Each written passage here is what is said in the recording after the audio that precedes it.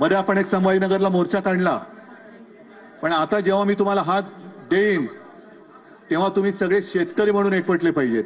आहे तयारी? कारण आता हे सरकार जशा निवडणुका येतील तसं हिंदू मुस्लिम करायला लागले.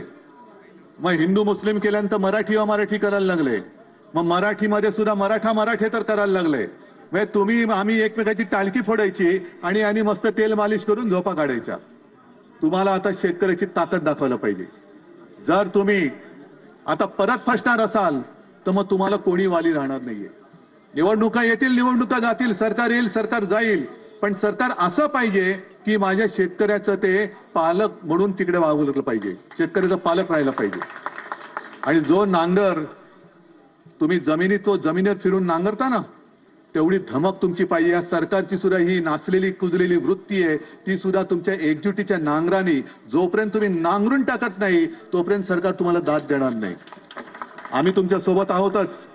पूर आला तेव्हा हे सगळे स्वतःच्या जीवाची पर्वा न करता तुमच्या सोबत उतरले होते. आलं होतं कोण? सरकार दरबारी जे काय आहेत त्यातलं एक तरी कोण आला होता?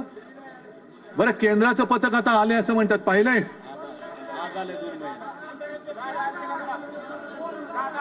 ओम दादा आला होता म्हणूनच विचारलं, पण केंद्राचं पथक आलंय?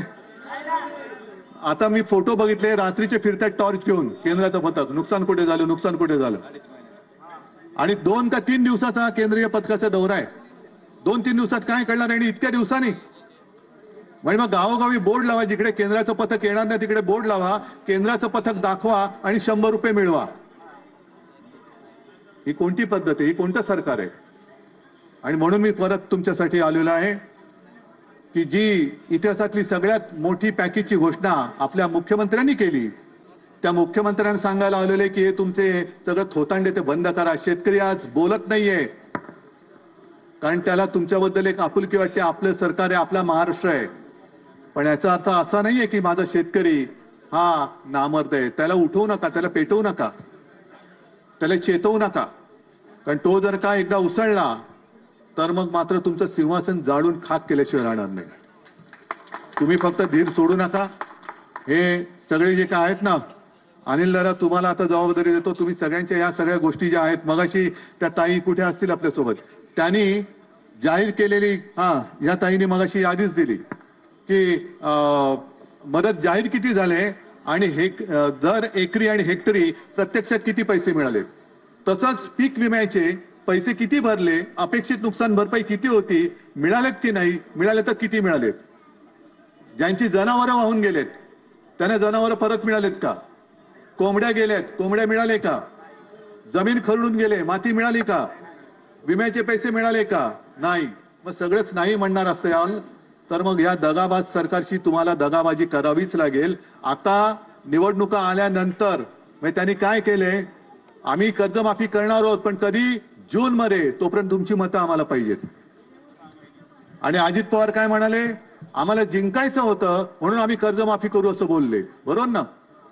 मग आता तुम्ही सांगायचं आधी कर्जमाफी करा मग आम्ही तुम्हाला मत देऊ, कर्जमाफी नाही तर मत नाही. हे गावागावात बोर्ड लावा बोर्ड गावामध्ये.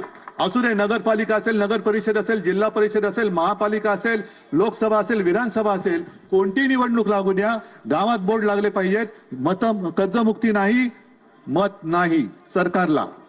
हे सगळे त्यांची जी काय महाबिघाडी करून ठेवलेले कारभाराची त्याच्या विरुद्ध आपली महाविकास आघाडी उभी राहिलेली आहे. आणि हे जोपर्यंत तुम्ही थंडकावून सरकारला सांगत नाही तोपर्यंत सरकार तुमच्या समोर गुडघ्यावरती येणार नाही. आहे हिंमत? गावागावात लागणार बोर्ड. जोपर्यंत कर्जमुक्ती नाही तोपर्यंत सरकारला मत नाही. जोपर्यंत पीक विम्याचे पैसे मिळत नाही तोपर्यंत सरकारला मत नाही. हेक्टरी 50,000 रुपये नाही तोपर्यंत सरकारला. ठरला निश्चय? शिवसेना तुमच्या सोबत आहे, काही काळजी करायचं कारण नाही. सगळ्यांना धन्यवाद देतो. जय हिंद, जय महाराष्ट्र.